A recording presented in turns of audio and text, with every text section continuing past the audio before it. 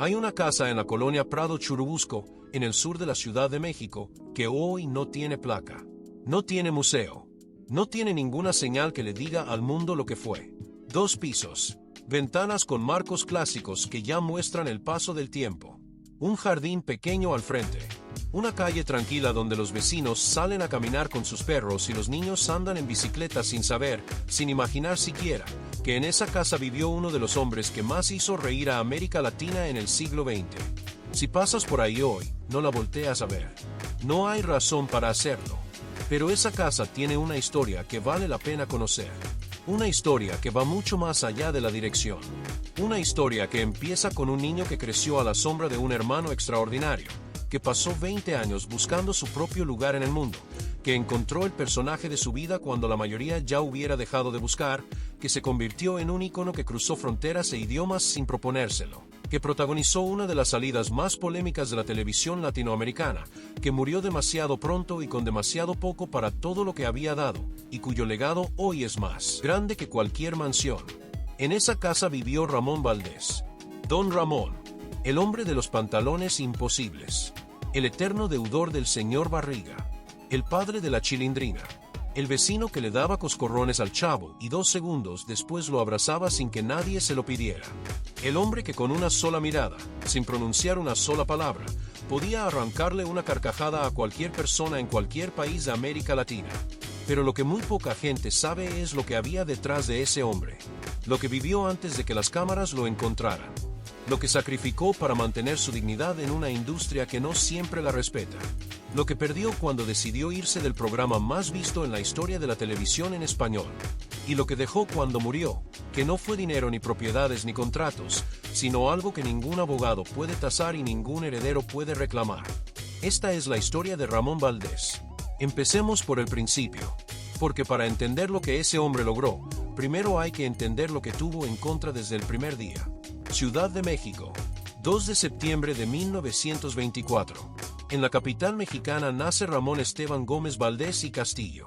Nombre largo, nombre que pesa, como si desde el papel del acta de nacimiento alguien ya supiera que ese hombre iba a necesitar mucho nombre para cargar todo lo que la vida le tenía preparado. Su padre se llama Rafael Gómez Valdés Angelini, agente de aduanas, un hombre con raíces italianas por el lado de su madre, nacida en Brownsville, Texas, lo que explica algunos de los rasgos físicos que los hermanos Valdés heredaron y que los hacían distintos a la mayoría de sus contemporáneos en el medio artístico mexicano. Un empleo de gobierno, modesto, con sueldo fijo pero sin lujos, el tipo de trabajo que en los años 20 en México significaba que la familia no iba a morirse de hambre pero tampoco iba a sobrarle nada. Su madre se llama Guadalupe Castillo, originaria de Aguascalientes. Ama de casa, con todo lo que eso significaba en esa época y en ese contexto, que era prácticamente todo. Y los hijos, 9 hijos, Germán, Manuel, Antonio, Rafael, Guadalupe, Pedro, Armando, Cristóbal y Amanda, que falleció a temprana edad. Más Ramón, que llegó al mundo siendo ya el 7º u 8º de esa larga fila de niños que compartían espacio, comida, ropa y el apellido de un padre que ganaba lo suficiente para que ninguno se muriera de hambre, pero no mucho más que eso. En esa familia, todos los hijos tenían su apodo. A Ramón lo llamaban Monchito. Ese detalle, que hoy parece una curiosidad menor, resulta ser mucho más importante de lo que parece. Porque Monchito no fue solo el apodo de un niño en Ciudad Juárez. Se convirtió décadas después en parte de una de las frases más famosas de la televisión latinoamericana. Pero eso vendría mucho más tarde. Por ahora, Monchito era simplemente el 7º hijo de Rafael y Guadalupe, uno más en una fila larga de niños tratando de encontrar su lugar en una familia donde el espacio era escaso y la atención tenía que repartirse entre muchos. Cuando Ramón tiene apenas 2 años de edad, la familia toma una decisión que cambiará el rumbo de todos. El padre consigue una oportunidad en el norte del país y la familia entera hace las maletas. 9 hijos, 2 adultos, todo lo que caben en lo que pueden cargar, y se van de la Ciudad de México hacia el norte. Se instalan en Ciudad Juárez, Chihuahua. Ciudad Juárez en los años 20 no es lo que muchos imaginan cuando escuchan ese nombre hoy. Es una ciudad de frontera en el sentido más vivo de la palabra. Un lugar donde se cruzan culturas, idiomas, formas de vida. donde el norte de México y el sur de Estados Unidos se rozan y se mezclan y crean algo que no pertenece completamente a ninguno de los dos lados, donde el inglés y el español conviven en la misma oración, donde la música de un lado cruza sin visa hacia el otro, donde la gente desarrolla un sentido del humor específico, más ácido, más directo, más fronterizo en todos los sentidos de esa palabra. Es en ese ambiente donde Ramón Valdés da sus primeros pasos, donde aprende a hablar, donde empieza a entender cómo funciona el mundo, donde observa a la gente con esa atención particular que después, décadas más tarde, convertiría en el material de un personaje que duraría para siempre. Pero hay algo en estos años de infancia que marca a Ramón más profundamente que la ciudad donde creció, más profundamente que la escasez del hogar, más profundamente que cualquier otra circunstancia de su formación. Hay alguien en su propia casa que lo cambia todo. Su hermano mayor, Germán Valdés. El mundo lo conocería después como Tintán. Y Tintán no era cualquier hermano mayor. Era el tipo de persona que cuando entra a un cuarto, el cuarto cambia. Carismático desde niño con una naturalidad que no se puede fingir ni aprender en ninguna escuela. Talento para la música, para el baile, para imitar, para hacer reír, para convertir cualquier momento ordinario en algo que la gente querría recordar. Los vecinos lo recordaban. Los maestros de la escuela lo recordaban. La gente en la calle lo recordaba, aunque solo lo hubiera visto pasar una vez. Todo el mundo que conoció a Germán Valdés en esos años supo desde el principio que ese muchacho iba a llegar lejos. Y Ramón lo sabía también. Crecer al lado de alguien así tiene dos caras que no siempre se cuentan juntas. La primera cara es el privilegio. Tienes cerca a alguien extraordinario. Ves de primera mano cómo funciona el talento de verdad. Aprendes observando. Absorbes sin darte cuenta de que estás absorbiendo. Germán fue el primero de los hermanos en entrar al mundo del espectáculo, y ese camino que él abrió sería después el camino que Ramón y otros hermanos usarían para entrar al medio. La segunda cara es más difícil de hablar. Crecer al lado de alguien extraordinario significa crecer sabiendo que hay alguien en tu propia casa que brilla más que tú. No porque tú no tengas luz, no porque tú no tengas talento, sino porque él tiene ese tipo de luz específica que no admite comparación, que llena el espacio antes de que la persona entre, que hace que los demás te pregunten siempre las mismas cosas. Oye, ¿cómo está Germán? ¿Ya viste lo que hizo Germán? ¿Sabías que Germán? Ramón vivió dentro de esa luz durante toda su infancia y gran parte de su juventud. Cuando alguien preguntaba por los Valdés, preguntaba por Germán. Cuando había algo que celebrar, los ojos iban hacia Germán. Cuando el mundo artístico mexicano empezó a notar a la familia, notó primero a Germán. Ramón era el hermano de Germán. Todavía no era nadie por sí mismo. Y eso, que podría haber aplastado a una persona menos decidida, en Ramón Valdés sembró algo diferente. Sembró una hambre específica y silenciosa de encontrar su propio lugar. De descubrir que tenía el que nadie más tuviera. De llegar un día a ser reconocido no como extensión de otra persona sino como él mismo. Esa hambre lo acompañó durante décadas, y fue el combustible de todo lo que construyó después. La familia regresa a la Ciudad de México cuando Ramón es ya un joven adulto. Y Germán, que para entonces tiene una presencia artística que todos en el medio están notando, empieza a abrirse paso en el cine mexicano con la velocidad y la naturalidad de quien nunca tuvo duda de que ese era su destino. Ramón lo observa, y decide que él también quiere construir algo. El camino más directo era el obvio, y Ramón lo tomó sin pretender que no existía. Germán ya tenía contactos, ya conocía productores, ya era conocido en los círculos donde se tomaban las decisiones. Para alguien que quería entrar al medio artístico, tener a Tintán como hermano mayor era una puerta entreabierta. Ramón empujó esa puerta. En 1949, con 24 años, Ramón Valdés hace su debut en el cine mexicano. La película se llama Calabacitas Tiernas. Una comedia dirigida por Gilberto Martínez Solares, el mismo director que trabajaría con los hermanos Valdés en múltiples producciones a lo largo de los años. El protagonista es Germán. La estrella es Germán. El cartel dice Germán. Los cines se llenan por Germán. Ramón aparece en un papel secundario. Pero Ramón está ahí. Con esa cara que el tiempo y las caricaturas harían inconfundible. Con ese físico delgado, de complexión ligera, con los rasgos particulares que la sangre italiana del lado paterno le había dado y que lo hacían diferente al resto. Con esa expresión entre resignada y socarrona que en los años siguientes se convertiría en su sello más reconocible. y con algo más que resultaba inmediatamente evidente para cualquiera que lo viera trabajar. Ese timín cómico que los actores de verdad tienen y que no se puede enseñar en ninguna escuela ni aprender en ningún libro porque o está en ti desde que naciste o no está. En Ramón Valdés estaba. Sus compañeros de set lo notaron desde el primer día. Lo que siguió durante la primera mitad de los años 50 fue una carrera que avanzaba pero siempre en el mismo carril. Películas con Germán, papeles de apoyo, roles que llegaban porque su hermano estaba en el proyecto y alguien necesitaba llenar un espacio con alguien de confianza y de talento probado.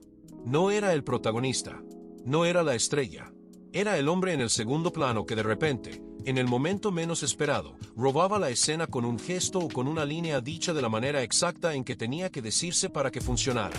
Ser memorable en un papel que no está diseñado para ser memorable es un talento muy específico y muy difícil. Ramón lo hacía con una facilidad que resultaba desconcertante. Pero los papeles secundarios tienen un techo. Puedes vivir ahí durante años.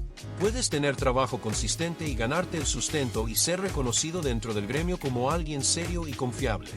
Pero nunca llegas a ser completamente tuyo. Siempre eres el apoyo de alguien más.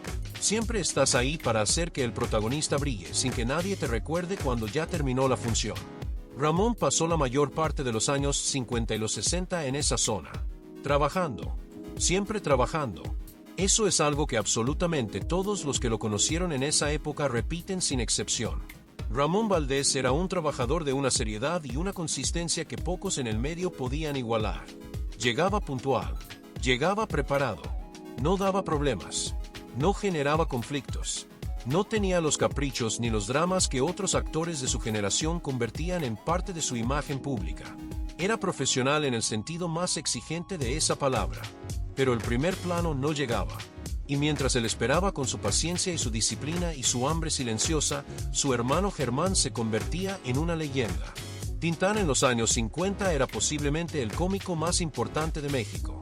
Sus películas llenaban los cines desde el primer día de exhibición. Y Ramón era el hermano de Tintán. Esa frase tiene un peso que es difícil de describir sin haberlo sentido. Ser conocido principalmente como la extensión de otra persona. Llegar a un lugar y ver que la primera pregunta que alguien te hace no es sobre ti sino sobre él. Escuchar tu propio apellido y saber que en la cabeza de quien lo escucha aparece inmediatamente otra cara, no la tuya. Ramón cargó con eso durante años. Lo cargó con dignidad y lo cargó en silencio porque esa era su naturaleza. No era un hombre de quejas públicas ni de frustraciones ventiladas en entrevistas. Era reservado de una manera que hoy resulta casi extraña en una industria donde la exposición permanente se asume como parte del trabajo. Ramón Valdés guardaba sus cosas. Y mientras callaba y trabajaba y esperaba, algo más estaba pasando en su vida personal que complicaba y enriquecía en partes iguales el camino que estaba recorriendo. Ramón Valdés estuvo casado 3 veces. El primer matrimonio fue con Hermelinda Andrade. De esa unión nacieron 2 hijos, Rafael y Ramón. Los detalles de esa relación son escasos en los registros públicos y Ramón nunca habló de ella en entrevistas, lo cual ya dice algo sobre el tipo de hombre que era. La relación terminó. Las razones quedaron donde Ramón quería que quedaran. En lo privado. El segundo matrimonio fue el eje de su vida adulta. El 12 de abril de 1957, Ramón Valdés se casa con Araceli Julián. Araceli no era una mujer que se dejara opacar por nadie. Era cantante y compositora. Tenía su propia carrera, su propio nombre en el medio artístico, su propia historia que no dependía de la de su marido para tener sentido. Era una mujer de carácter y de talento que eligió a Ramón no porque necesitara un hombre famoso, sino porque eligió a ese hombre específico. De ese matrimonio nacerían 7 hijos. 2 murieron siendo pequeños, uno en 1957 y otro en 1971. 2 pérdidas que marcan a cualquier padre de una manera que no se procesa nunca completamente. Los que sobrevivieron fueron 5, 4 mujeres y un hombre. Araceli, Gabriela, Esteban, Carmen y Selene. 5 hijos con Araceli. 2 del primer matrimonio. Una familia numerosa con todas las responsabilidades reales y concretas que eso implica, que requería presencia y dinero y tiempo y energía en cantidades que el trabajo como actor secundario no siempre garantizaba. Esa familia era el centro verdadero de la vida de Ramón Valdés. No el cine, no la fama, no el reconocimiento del gremio. Su familia. Entender eso es entender casi todo sobre las decisiones que Ramón tomaría después. Porque muchas de las cosas que hizo, y también muchas de las cosas que eligió no hacer, solo tienen sentido completo cuando se ve a través de ese lente. El lente de un hombre que tenía personas reales que dependían de él y para quien esas personas pesaban más que cualquier oportunidad profesional. Y entonces llegó 1968. Roberto Gómez Bolaños llevaba años construyendo algo en la televisión mexicana.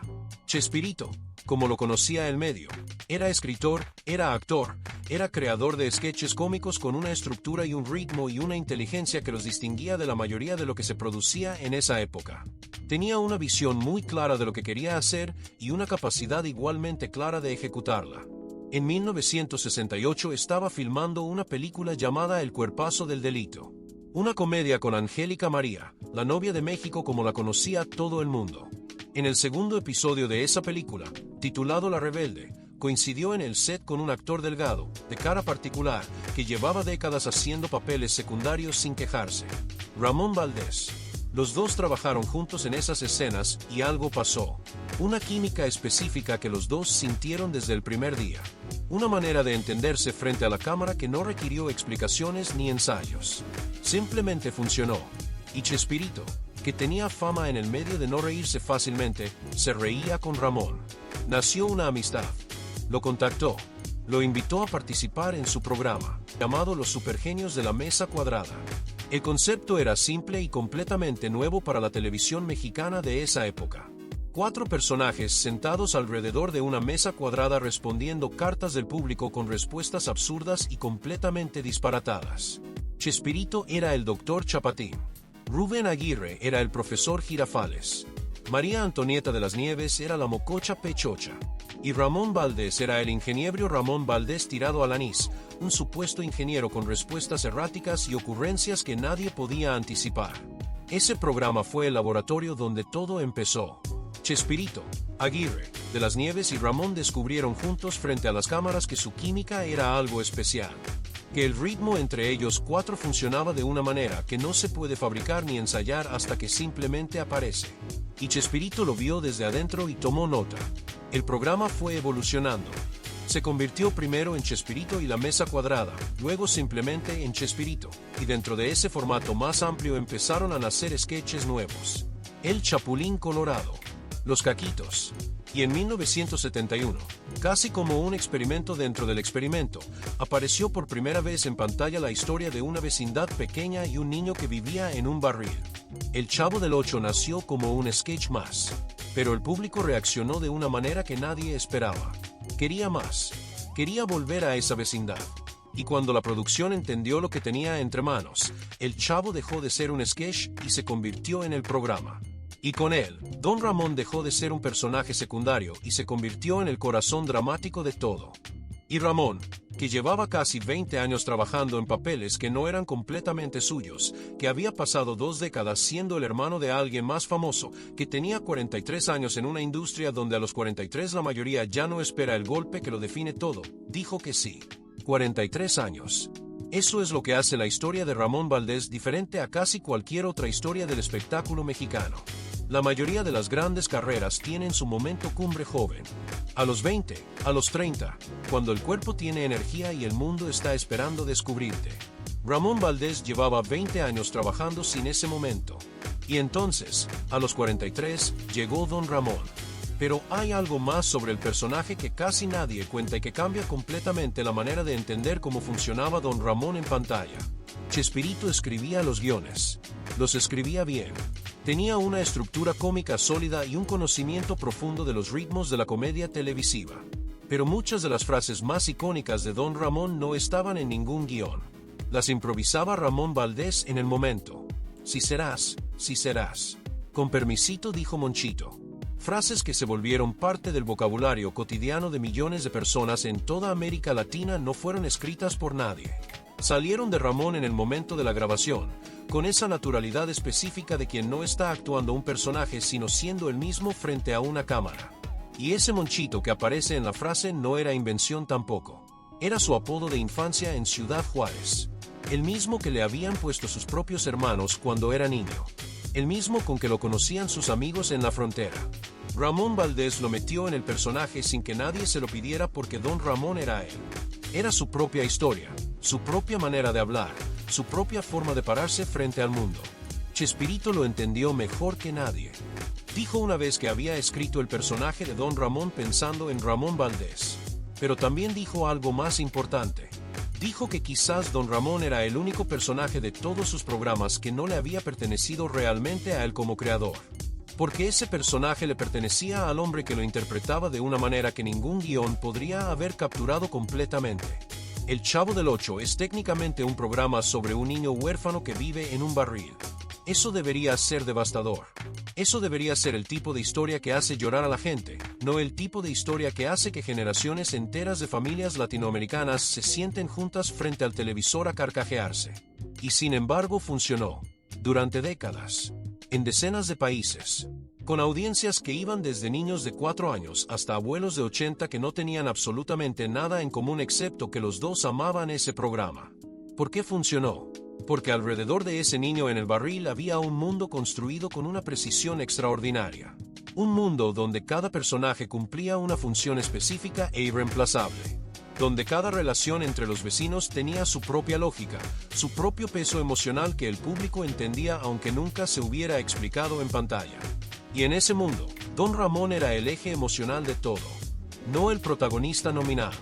No el que daba nombre al programa. Pero el centro real alrededor del cual todo lo demás adquiría sentido. Era el único adulto en la vecindad que trataba al chavo como igual. No como una carga. No como un problema. No como el niño raro que mete la pata en todo lo que toca, sino como alguien que merece tiempo y atención y afecto sin tener que ganárselo primero. Esa relación entre Don Ramón y el Chavo tenía algo que trascendía completamente la comedia. Tenía verdad. Tenía esa ternura específica y desordenada y ruidosa que solo existe entre personas que se quieren de verdad y que no saben exactamente cómo decirlo. Entonces lo demuestran a gritos, a sustos, a exageraciones cómicas que en el fondo son pura ternura disfrazada de otra cosa. Roberto Gómez Bolaños escribía esa relación, pero Ramón Valdés la hacía real. Y hay una diferencia enorme entre las dos cosas. María Antonieta de las Nieves, la actriz que daba vida a la Chilindrina, lo explicó en diferentes momentos a lo largo de los años de una manera que no deja lugar a dudas. Con Ramón Valdés no tenía que construir la relación padre e hija desde la técnica actoral. Bastaba estar frente a él. Bastaba mirarlo. La dinámica se construía sola porque él traía al set algo que no estaba en ningún guión y que ningún guión podría haber capturado. Traía la experiencia real de ser padre. No como concepto, sino como algo vivido en el cuerpo, procesado en años de criar hijos con poco dinero y mucho carácter, de tener esa relación específica y desordenada que existe entre un padre que no siempre tiene las palabras correctas y unos hijos que lo aman de todas formas. Cuando Don Ramón regañaba a la Chilindrina en pantalla, ese regaño no era actuación, era memoria. Cuando la abrazaba sin querer admitir que la estaba abrazando, ese abrazo no era técnica, era instinto. Y el público lo sentía aunque no supiera nombrarlo. Lo sentía en México. Lo sentía en toda Centroamérica. Lo sentía en Venezuela y en Colombia y en Chile y en Argentina y en todos los países donde el programa llegó con esa capacidad que tienen muy pocas producciones en la historia de la televisión de hacerse sentir como algo propio, como algo que pertenece a la familia que lo vea aunque esa familia nunca haya estado en la Ciudad de México. Pero había un lugar donde Don Ramón no solo fue querido. Fue adoptado de una manera que todavía resulta difícil de explicar racionalmente. Y ese lugar no era México, era Brasil. Cuando el Chavo del Ocho llegó a Brasil en 1984 bajo el nombre de Chávez, transmitido por el canal SBT, nadie en la producción mexicana estaba preparado para lo que iba a pasar. El programa se empezó a transmitir como una apuesta más o menos experimental por contenido latinoamericano en un mercado que consumía principalmente producción nacional o estadounidense doblada. Lo que pasó a continuación no tenía precedente. Brasil en 1984 estaba saliendo de 2 décadas de dictadura militar. Era un país en transición política, social y económica, con millones de personas en situación de pobreza estructural, con una clase trabajadora enorme que conocía de primera mano lo que significa vivir ajustado, lo que significa llegar a fin de mes con exactamente lo que se necesita y no un centavo más, lo que significa mantener la cabeza en alto cuando las circunstancias te invitan constantemente a bajarla. Y entonces apareció en sus televisores un hombre llamado Seu Madruga. Seu Madruga era el nombre brasileño de Don Ramón. Y Seu Madruga no les pareció un personaje de televisión extranjero gracioso que hablaba un idioma diferente al suyo. Les pareció su vecino. Les pareció su padre. Les pareció el hombre que vivía en el departamento de al lado en cualquier barrio periférico de Sao Paulo o de Río de Janeiro o de cualquier ciudad del interior donde la gente trabaja duro y gana poco y aún así encuentra razones para reírse al final del día. El programa explotó de una manera que SBT no había calculado en ningún escenario posible. Se transmitió todos los días. Después 2 veces al día. Los ratings subían cada vez que Chávez aparecía en pantalla y bajaban cuando no estaba. Generaciones enteras de brasileños crecieron con ese programa como parte invariable de su infancia, como algo tan constante y tan natural como el idioma que hablaban o los sabores que asociaban con la cocina de su madre. Y Seu Madruga fue adquiriendo una dimensión que trascendía con mucho la televisión. Frases de Don Ramón se convirtieron en frases del vocabulario cotidiano brasileño. Situaciones del programa se convirtieron en referencias culturales que cualquier brasileño de cierta generación reconoce instantáneamente. La imagen de Seu Madruga apareció en murales en favelas de Río. Apareció en grafitis en Sao Paulo. Apareció en camisetas que se vendían en mercados de todo el país. En 2010, el escritor brasileño Pablo Kasner publicó un libro entero dedicado exclusivamente a Seu Madruga. Se llamó Seu Madruga, Vida e Obra. Un libro académico y cultural sobre un personaje de televisión mexicano escrito en portugués para un público brasileño que consideraba a ese personaje parte de su propia identidad. Apareció en tatuajes. Hay brasileños que llevan a Seu Madruga grabado en la piel para siempre. No como curiosidad ni como ironía. Como homenaje genuino a algo que formó parte de quienes son. Eso no le pasa a cualquier personaje de televisión. Eso no le pasa a producciones con presupuestos enormes y estrategias de marketing elaboradas. Eso le pasa a algo que tocó algo verdadero en la gente de una manera que ningún algoritmo de entretenimiento puede predecir ni reproducir. Y Ramón Valdés lo hizo sin haber pisado Brasil una sola vez en su vida. Sin haber pronunciado una sola palabra en portugués. Sin haber sabido con exactitud la magnitud de lo que estaba pasando al sur del continente mientras él grababa en los estudios de Televisa en la Ciudad de México. Lo hizo siendo verdadero. Eso es todo. Eso es suficiente. Y a veces eso es lo más difícil del mundo de lograr. Pero mientras el fenómeno de Brasil crecía en proporciones que nadie había anticipado, mientras Seu Madruga se convertía en parte del alma de un país entero, algo completamente diferente estaba pasando en el set del programa en México. Algo que con el tiempo se convertiría en uno de los episodios más comentados, más debatidos y menos completamente explicados de la historia de la televisión latinoamericana. Para entender lo que pasó hay que entender primero cómo funcionaba el programa por dentro. El Chavo del Ocho no era una producción con jerarquías corporativas claras y procesos establecidos por comité. Era algo más orgánico y más concentrado que eso. Roberto Gómez Bolaños escribía los guiones, actuaba en ellos, supervisaba la producción y tomaba decisiones sobre prácticamente todos los aspectos de lo que aparecía en pantalla. Era el creador, el protagonista, el escritor y el árbitro final de todo al mismo tiempo. Eso tiene ventajas enormes. Cuando una sola persona con visión clara controla todo el proceso creativo, el resultado tiene coherencia, tiene voz propia, tiene esa unidad de tono y de ritmo que es difícil de lograr cuando hay demasiadas manos tocando el mismo proyecto. Pero también tiene un costo. El costo es que todo depende de esa persona, sus preferencias, sus prioridades, sus relaciones con cada uno de los actores del elenco. Y cuando alrededor de esa persona aparece otra persona con influencia creciente sobre esas decisiones, el equilibrio que hacía funcionar todo puede empezar a romperse. El primer actor importante en salir del programa fue Carlos Villagrán. El Kiko. Villagrán se fue a finales de 1978 y su salida no fue silenciosa. Hubo declaraciones, hubo versiones encontradas. Hubo acusaciones que fueron negadas y negaciones que fueron cuestionadas a su vez. Pero en el fondo de todas las versiones había algo en común. El nombre de Florinda Meza. Florinda Meza era la pareja sentimental de Roberto Gómez Bolaños. Era actriz dentro del programa. Interpretaba a varios personajes incluyendo la icónica Doña Florinda.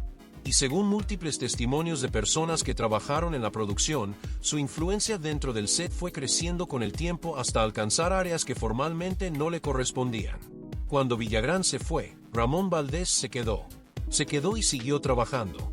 Siguió siendo don Ramón con la misma entrega y la misma profesionalidad de siempre. Pero según lo que su propia familia contaría años después, algo había cambiado en el ambiente del set que Ramón sentía cada día que llegaba a trabajar. En 1979, Ramón Valdés abandona El Chavo del Ocho. No hay conferencia de prensa. No hay comunicado oficial con explicaciones detalladas. No hay entrevista donde Ramón cuente su versión con nombres y fechas y evidencia. Un día está en el programa y después ya no está. Y el mundo quiere saber por qué. Las explicaciones que circularon en ese momento fueron vagas y contradictorias. Algunos rumores hablaban de desacuerdos de salario. Otros decían que fue por solidaridad con Carlos Villagrán que ya se había ido. Otros hablaban de diferencias personales que se habían vuelto insostenibles. Pero la versión que con los años fue tomando más fuerza, la que la propia familia de Ramón confirmaría sin rodeos mucho tiempo después, señala hacia algo muy concreto. Esteban Valdés, hijo de Ramón, lo dijo en entrevista de manera directa. Su padre salió porque Florinda Mesa quería tener el control absoluto sobre el programa. No solo sobre su personaje, sobre todo. Ramón Valdés, que había pasado 20 años de carrera aprendiendo a trabajar con respeto mutuo y con límites claros entre los roles de cada quien, prefería recibir indicaciones únicamente de Gómez Bolaños, a quien reconocía como el creador y a quien le debía la oportunidad que había cambiado su vida. Cuando esa dinámica se rompió, cuando el ambiente del set se convirtió en algo que ya no reconocía, tomó la única decisión que un hombre de su carácter podía tomar. Se fue, sin drama, sin aspavientos, sin buscar aliados públicos, ni dar entrevistas incendiarias, ni montar el espectáculo que otros en su posición hubieran montado sin dudar. Se fue como había vivido siempre, con discreción, con la cabeza en alto, sin pedirle permiso a nadie. Y eso dice más sobre quién era Ramón Valdés que cualquier entrevista que haya dado en vida. Porque quedarse hubiera sido más fácil. Quedarse hubiera sido más seguro económicamente. Quedarse hubiera significado seguir siendo don Ramón en el programa más visto de América Latina con todas las ventajas que eso implicaba. Ramón Valdés no se quedó en un lugar donde no era feliz porque el cheque era bueno. Eso lo explica casi todo sobre quién era ese hombre. Lo que hizo Ramón después de salir es un capítulo que se cuenta poco. Se fue a trabajar con Carlos Villagrán. Se fueron a trabajar juntos en un show llamado A que Kiko, que tuvo su momento y su público. Pero Ramón no dependía únicamente de eso. Tenía su propio circo. Recorrió con el México y varios países de América Latina durante años. Se paró frente a públicos que lo reconocían como Don Ramón y los hizo reír de la misma manera que en televisión, pero ahora en vivo, de frente, sin cámara de por medio. Siguió haciéndolo incluso cuando la enfermedad ya estaba avanzada. Y entonces en 1981 pasó algo que nadie esperaba del todo. Ramón Valdés regresó a Chespirito. 2 años después de haberse ido. Regresó, no en las mismas condiciones exactas. Regresó al programa de Chespirito en un formato más amplio, retomando a Don Ramón y también interpretando otros personajes de diferentes sketches. Fue un regreso que duró aproximadamente 8 meses, de marzo a noviembre de 1981. Y ese regreso generó más preguntas de las que respondió. ¿Qué había cambiado? ¿Qué conversaciones habían ocurrido entre Ramón y Gómez Bolaños para que algo así fuera posible? ¿Se habían resuelto los conflictos que habían llevado a la primera salida o simplemente se habían puesto entre paréntesis por conveniencia mutua? Las respuestas completas nunca llegaron al público. Lo que sí llegó fue el resultado. Para finales de 1981 Ramón se había ido otra vez. Esta vez de manera definitiva. Aparecería en algunos sketches grabados previamente que se transmitirían en 1982 y 1983, pero como presencia activa en el set, Ramón Valdés había terminado con el programa para siempre. Don Ramón en El Chavo del Ocho era historia. Y con esa historia cerrada, Ramón Valdés entró en la etapa más tranquila y al mismo tiempo más complicada de su vida. Para entender a Ramón Valdés fuera del set, lejos de las cámaras, sin el personaje encima, hay que escuchar a las personas que lo conocieron de verdad. Sus hijos hablaron en diferentes momentos y de maneras diferentes sobre un hombre que era simultáneamente reconocible como Don Ramón y completamente diferente a él en la vida cotidiana. Don Ramón era la exageración permanente, el drama ante cualquier contratiempo menor, los brazos que se agitaban, la voz que subía de volumen, la expresión de fin del mundo ante la perspectiva de tener que pagar la renta. Ramón Valdés en casa era lo contrario de todo eso. Era tranquilo, Era de pocas palabras, pero palabras que pesaban. Era el que escuchaba, el que observaba con esa atención específica que los actores verdaderamente buenos tienen y que los distingue del resto, porque el mundo para ellos no es solo un lugar donde vivir, sino un material de trabajo permanente del que nunca dejan de aprender. Era el que hablaba cuando tenía algo que decir y callaba cuando no lo tenía. Sus hijos recuerdan dos casas como los espacios más significativos de su infancia con su padre. La casa de la colonia Prado Churubusco en la Ciudad de México, la que su nieto Miguel mostraría décadas después en un video de TikTok caminando por la banqueta sin que ningún vecino supiera que esa era la casa de Don Ramón, la que hoy sigue ahí sin placa y sin señal en una calle tranquila del sur de la capital. Y la casa de Cuernavaca, Morelos. A menos de 2 horas de la Ciudad de México, pero en un mundo completamente diferente en clima y en ritmo y en sensación. Una casa con jardín, con alberca, con espacio real para que los niños corrieran y gritaran y vivieran sin la densidad y el ruido de la capital. Su hija Carmen publicó años después una fotografía de esa casa en Cuernavaca que se volvió muy compartida. La imagen es de 1977, en los años de mayor fama del programa. La entrada con un portón azul, flores por todos lados. La imagen de una familia que en ese momento vivía con la comodidad de quien por fin tiene suficiente después de años de no tenerlo.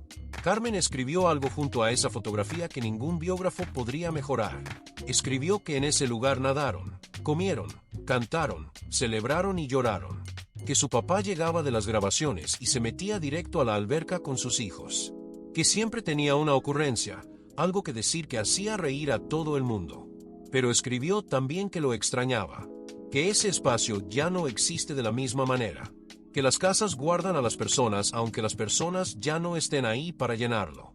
En esas palabras está el Ramón Valdés real, el que no aparece en ninguna enciclopedia del entretenimiento latinoamericano. El padre que después de un día entero haciendo reír a millones de personas llegaba a Cuernavaca y lo único que quería era estar con sus hijos sin ser Don Ramón por unas horas. Solo Ramón, solo el hombre. Hay algo más sobre la vida privada de Ramón Valdés que su familia ha mencionado con suficiente consistencia como para que no sea especulación. Ramón Valdés no era un hombre de excesos en el sentido que el medio artístico mexicano de esa época conocía bien como excesos. Tenía un vicio. Eso sí, el cigarro lo acompañó toda su vida. Fumaba en el set, en casa, en todas partes. Tanto, que Emilio Azcárraga mismo, el presidente de Televisa, tenía prohibido fumar dentro de las instalaciones para absolutamente todo el personal. Todos menos uno. A Ramón Valdés se lo permitía, por la amistad que los unía. Ese detalle pequeño dice algo sobre el tipo de presencia que Ramón tenía en ese mundo, más allá de los créditos y los contratos.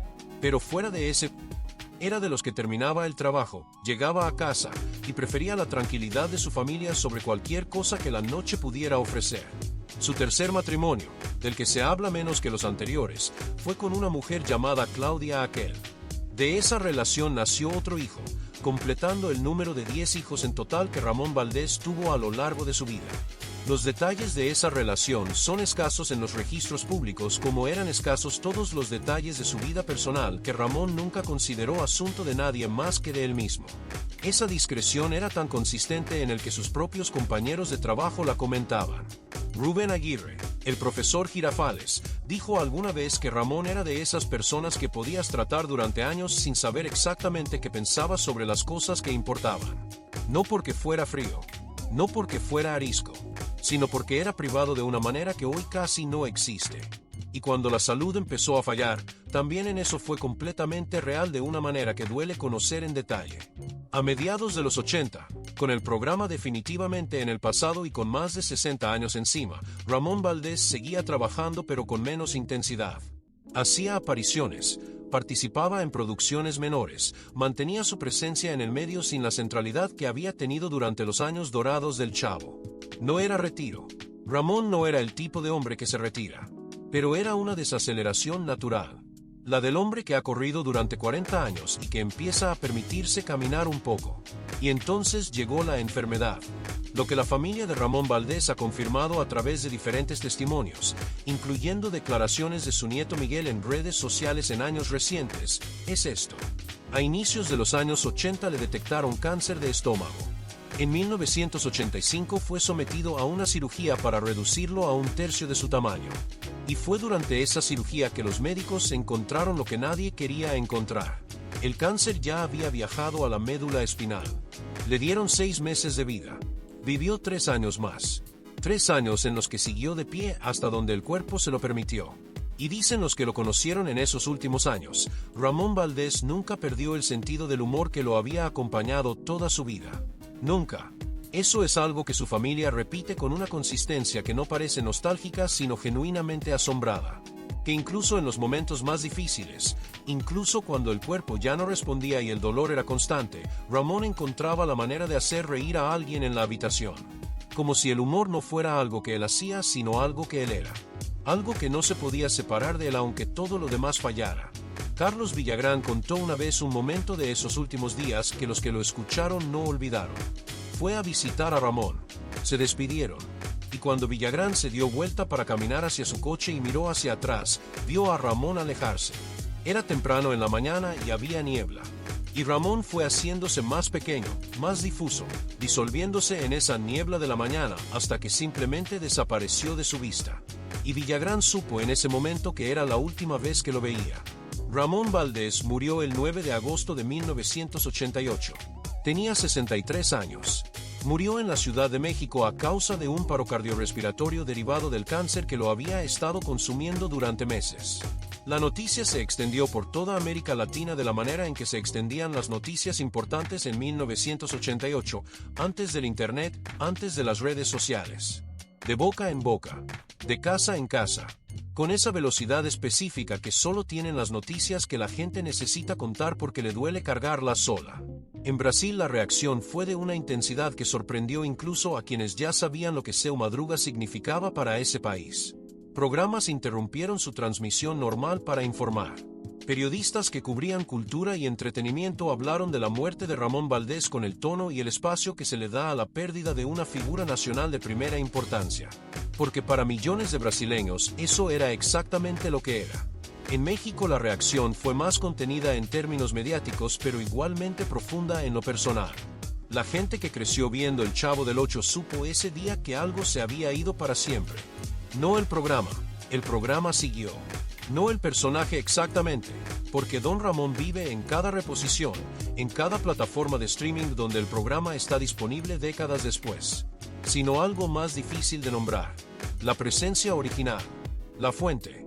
La persona real detrás del personaje que le daba a cada escena ese peso específico de verdad que ninguna reposición puede reproducir completamente porque la reposición muestra lo que quedó grabado pero no puede mostrar lo que había detrás de la cámara en el momento en que se grabó.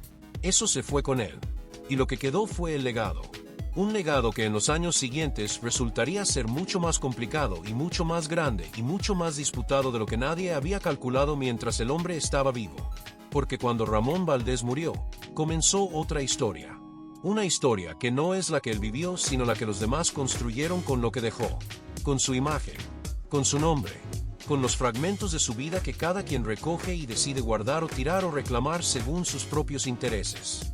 Y esa historia, la que vino después de la muerte, tiene sus propias capas de verdad y sus propias incomodidades que merecen contarse con la misma honestidad con que se contó todo lo anterior. Ramón Valdés no dejó una fortuna material. Eso es un hecho que sus propios hijos han confirmado en diferentes ocasiones a lo largo de los años. No con amargura necesariamente, con la honestidad de quien describe una realidad que existió independientemente de lo que uno quisiera que hubiera sido diferente. El hombre que durante más de una década fue reconocido en 20 países, cuyo personaje aparecía en productos y publicidades y materiales de todo tipo en mercados de todo el continente, cuya imagen siguió generando dinero durante años y décadas después de su muerte, murió sin dejar el tipo de patrimonio que la magnitud de su contribución hubiera justificado. ¿Por qué? La respuesta tiene capas que es importante distinguir porque no todas son iguales. La primera capa es la más directa y la más honesta. Ramón Valdés no fue Cantinflas. No tuvo la visión empresarial de Mario Moreno Reyes. No fundó productoras. No negoció derechos de distribución internacional. No invirtió sistemáticamente en propiedades ni diversificó su patrimonio con la disciplina de un hombre de negocios. Era actor. Trabajaba como actor. Le pagaban como actor. Y el dinero que ganaba se usaba para vivir, para mantener a su familia numerosa, para cubrir las necesidades cotidianas de un hombre con 10 hijos y responsabilidades muy concretas. No hubo acumulación estratégica porque Ramón nunca pensó en esos términos ni probablemente quiso pensar en esos términos. El dinero para él era un medio. Era lo que le permitía darles a sus hijos lo que necesitaban. No era algo que se acumulara por sí mismo como objetivo. La segunda capa es más incómoda y más importante. Los contratos que los actores del Chavo del Ocho firmaron con Televisa en esa época no estaban diseñados para proteger al actor. Estaban diseñados para proteger a la empresa. Los derechos de los personajes, los derechos de las imágenes, los derechos de distribución internacional, todo eso quedaba del lado de Televisa. Los actores recibían sus salarios de producción y nada más. No regalías por ventas internacionales. No porcentajes de los productos con su imagen que se vendían en decenas de países. No participación en los beneficios que sus personajes seguían generando año tras año mucho después de que los episodios habían sido grabados y pagados. Eso era legal. Eso era lo que todos habían firmado. Pero legal no significa justo.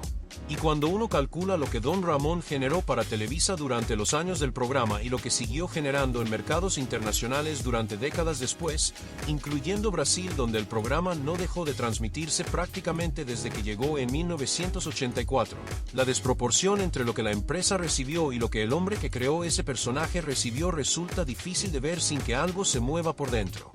Hay una tercera capa que la familia de Ramón mencionó en diferentes momentos y que Carlos Villagrán subrayó con una claridad que incomodó a más de uno cuando lo dijo. Los últimos meses de Ramón Valdés no fueron los que correspondían a alguien de su trayectoria.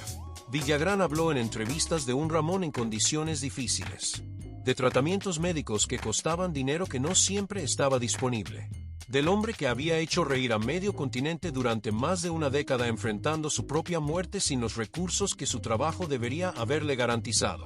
Eso generó una pregunta que todavía resulta incómoda de hacer en voz alta. ¿Dónde estaba la industria que se había beneficiado de ese trabajo durante años? Las respuestas dependen de a quien le preguntes. Hay versiones que dicen que hubo apoyo y que no fue como Villagrán lo pintó. Hay versiones que dicen exactamente lo contrario. Y hay una realidad que nadie niega, que es que Ramón Valdés era demasiado orgulloso para pedir ayuda en voz alta. Que ese mismo carácter que lo hizo admirable durante toda su vida, esa dignidad que nunca negoció por ningún precio, puede haberlo llevado a no buscar la ayuda que tal vez hubiera podido encontrar si la hubiera buscado. Hay algo trágicamente consistente en eso. El hombre que interpretó durante años a un personaje que prefería que lo vieran como alguien que no necesitaba nada antes que admitir que necesitaba ayuda vivió su propia vida exactamente de la misma manera. Don Ramón y Ramón Valdés, más parecidos de lo que el público jamás supo. Sus hijos heredaron el apellido, heredaron el orgullo, heredaron la responsabilidad de ser los guardianes de una memoria que no les pertenecía solo a ellos, sino a toda una generación de latinoamericanos que amaron a Don Ramón sin haber conocido nunca a Ramón Valdés. Eso es un tipo de herencia, pero no paga las cuentas, y no resuelve la pregunta de quién tiene derecho a contar la historia de ese hombre, en qué términos, con qué versión de los hechos, y quién decide que se incluye y que se omite cuando esa historia se cuenta públicamente con dinero de plataformas internacionales. Porque esa pregunta, que en los primeros años después de la muerte de Ramón fue solo una incomodidad silenciosa, se convirtió con el tiempo en el centro de tensiones que su familia siente de maneras muy concretas hasta el día de hoy. En 2024, HBO Max estrenó Chespirito, Sin Querer Queriendo, la bioserie sobre la vida de Roberto Gómez Bolaños. Una producción de gran presupuesto producida por Roberto Gómez Fernández, el hijo de Chespirito, con el objetivo declarado de contar la historia del hombre detrás de los personajes que marcaron a generaciones enteras de latinoamericanos. La serie generó conversación inmediata y masiva. Como cualquier cosa que toca ese universo genera conversación inmediata porque hay demasiadas personas para quienes ese universo es parte de su identidad más profunda, de su infancia, de los recuerdos más nítidos que tienen de su familia reunida frente a un televisor en algún momento que ahora parece muy lejano. Pero junto con la conversación llegaron las reacciones de las familias del elenco original. Las familias de los actores que habían salido del programa. Las familias de quienes habían vivido desde adentro los conflictos que la serie ahora contaba desde la perspectiva de su protagonista principal. y específicamente la familia de Ramón Valdés, que tenía razones muy concretas para estar atenta a cómo se contaba la historia de su padre y abuelo en una producción que no habían controlado ni aprobado. Miguel Valdés, el nieto de Ramón, fue uno de los que habló públicamente en redes sociales. Y lo que dijo no fue diplomático ni ambiguo. Dijo que la versión que circula públicamente sobre por qué su abuelo salió del programa no es la versión que su familia conoce desde adentro. Y lo que la familia conoce desde adentro lo había dicho ya ante su propio padre, Esteban Valdés, hijo de Ramón, en entrevista directa. Su abuelo salió por Florinda Mesa, por su presencia constante en espacios y decisiones que no le correspondían, por el ambiente que esa presencia creaba en un set donde Ramón había trabajado durante años con orgullo y con profesionalismo y donde ya no podía trabajar de la misma manera. Y esa verdad, que es la verdad de la familia de Ramón Valdés confirmada por su propio hijo en entrevista, no siempre es la que aparece en las narrativas que tienen el sello de aprobación de quienes controlan el legado oficial del programa. Esa tensión entre versiones es real y es actual. Florinda Mesa, por su parte, ha tenido a lo largo de los años una relación complicada con la memoria de los actores que salieron del programa en circunstancias conflictivas. Ha habido declaraciones que incomodaron a familiares del elenco original. Ha habido momentos donde la narrativa que ella promueve sobre lo que pasó en ese set choca frontalmente con lo que los hijos de esos actores recuerdan y cuentan. No es el objetivo de esta historia emitir veredictos sobre quién tiene razón en cada detalle de cada disputa. Pero sí es importante decir que la versión completa de lo que fue El Chavo del Ocho como experiencia humana, no como programa de televisión, sino como conjunto de personas reales que vivieron y trabajaron y se pelearon y tomaron decisiones que los marcaron de maneras que sus familias siguen sintiendo décadas después. Esa versión completa todavía no existe en ningún documental ni en ninguna bioserie por más bien producida que esté. Existe en fragmentos, en entrevistas dispersas, en publicaciones de redes sociales de hijos y nietos, en testimonios de personas que estuvieron cerca y que con los años han ido soltando piezas de un rompecabezas que nadie tiene completo. Y probablemente no se complete nunca del todo. Porque ese es el destino de las historias que involucran a muchas personas con intereses distintos y memorias distintas y versiones del pasado que sirven a propósitos distintos del presente. Pero hay algo que sí es claro.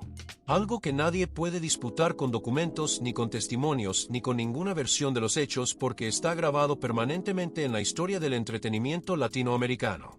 Ramón Valdés trabajó con honestidad durante 40 años. Creó un personaje que trascendió el idioma, la geografía, el tiempo y las fronteras sin haberlo planeado ni calculado. Amó a su familia de la manera en que sabía amar, que no era perfecta pero era genuina. Murió demasiado pronto y con menos de lo que su trabajo merecía haberle dado. Y dejó algo que las décadas no solo no han erosionado, sino que han seguido construyendo en lugares que él nunca pudo visitar y en idiomas que nunca aprendió a hablar. En Brasil, la empresa Iron Studios comenzó en 2019 a comercializar estatuas coleccionables de Ramón Valdés caracterizado como Don Ramón.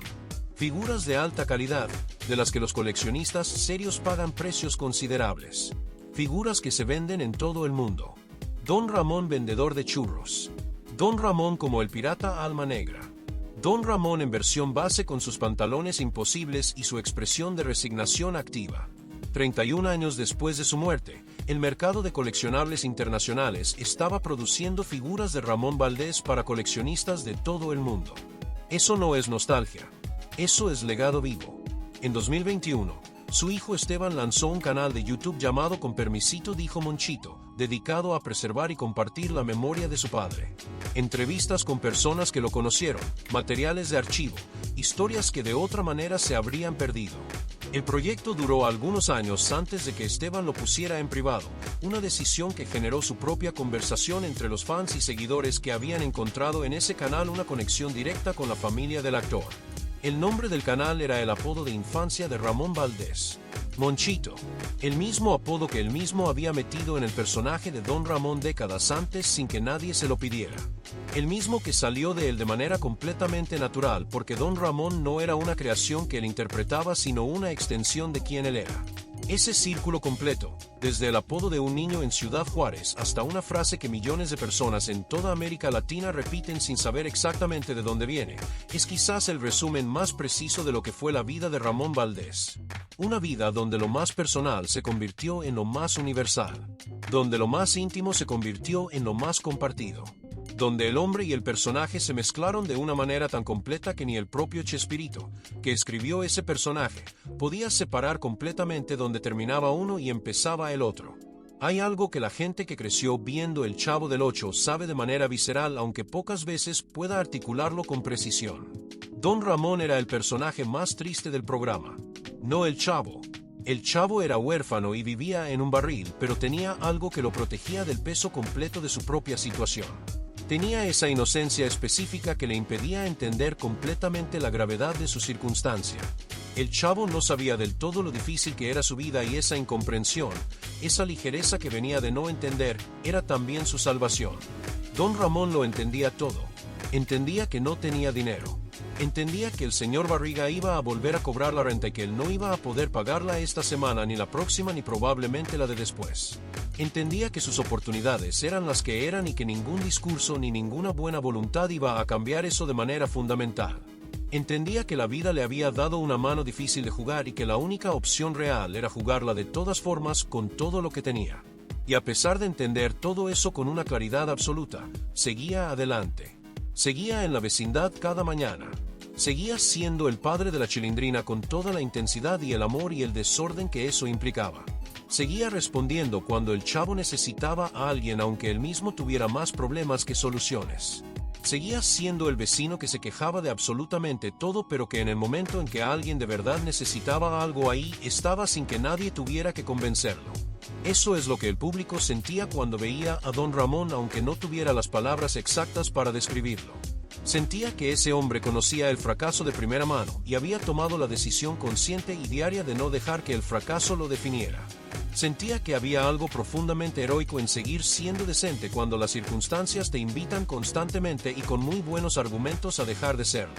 Sentía que la dignidad de Don Ramón no era un regalo, ni una herencia, ni algo que viniera de tener la posición correcta en ninguna jerarquía. Era una decisión que ese hombre tomaba todos los días de nuevo. Y Ramón Valdés la actuaba así porque la entendía así desde adentro. Porque había pasado 40 años observando exactamente ese tipo de hombre en cada barrio de la Ciudad de México y de Ciudad Juárez y de cualquier ciudad latinoamericana donde la gente trabaja duro y gana poco y aún así encuentra razones para seguir. Porque cuando llegó el momento de darle vida a ese personaje no tuvo que inventar nada. Solo tuvo que recordar. Don Ramón no era una invención. Era una síntesis. La síntesis de millones de personas reales que el mundo del entretenimiento generalmente ignora o caricaturiza o convierte en el alivio cómico de alguien más, pero que Ramón Valdés, con sus pantalones imposibles y su expresión de resignación activa y ese cuerpo delgado que parecía cargar el peso del mundo y aún así seguía de pie, convirtió en dignos. Dignos de ser vistos, dignos de ser queridos, dignos de existir en pantalla no como el villano, ni como la víctima, ni como el chiste, sino como el hombre. El hombre que hace lo que puede con lo que tiene y que cuando termina el día y llega a casa y sus hijos corren hacia él tiene exactamente lo que necesita, aunque el señor Barriga siga esperando su dinero y aunque mañana no sepa cómo va a resolver lo que hoy no pudo resolver. Eso es lo que Ramón Valdés le dio al mundo. No una mansión, no un imperio, no millones en cuentas bancarias, ni propiedades en colonias exclusivas, ni el tipo de legado material que los abogados pueden tasar y los herederos pueden reclamar en tribunales. Le dio algo que dura más que todo eso. Le dio un espejo. Un espejo donde cientos de millones de personas que no tenían mucho pudieron verse y reconocerse y sentir algo que muy pocas producciones de la historia de la televisión les habían dado antes. Que su vida importaba. Que su pobreza no los hacía menos. Que su dignidad no dependía de cuánto tenían. Que eran suficientes exactamente como eran. Esa casa en la colonia Prado Churubusco sigue ahí hoy. Sin placa. Sin señal. Sin nada que le diga al mundo lo que fue. 2 pisos, paredes de color café, ventanas con marcos clásicos, un jardín pequeño al frente en una calle tranquila del sur de la Ciudad de México donde la vida sigue su ritmo ordinario y nadie voltea a verla porque no hay razón visible para hacerlo. Pero ahora tú ya sabes lo que es. Es la casa donde vivió el hombre que creció siendo el 7º hijo de Rafael y Guadalupe en una familia numerosa de recursos limitados. El que pasó 20 años trabajando en papeles que no eran completamente suyos mientras esperaba el momento que lo definiera. El que fue descubierto en un circo por el hombre que le daría el personaje de su vida. El que encontró a Don Ramón a los 43 años, cuando la mayoría ya hubiera dejado de buscar. El que se fue del programa más visto de América Latina porque prefirió su dignidad sobre el cheque.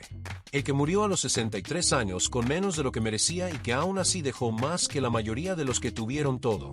El que improvisó con permisito, dijo Monchito en una grabación cualquiera de un martes, sin saber que esa frase iba a viajar por décadas y por continentes y por idiomas hasta llegar a lugares que él nunca pisó. El que le dio a Brasil un padre. El que le dio a toda América Latina un espejo donde verse con dignidad. El que fue Ramón Valdés. Y que para el mundo entero siempre será Don Ramón. Gracias por llegar hasta aquí.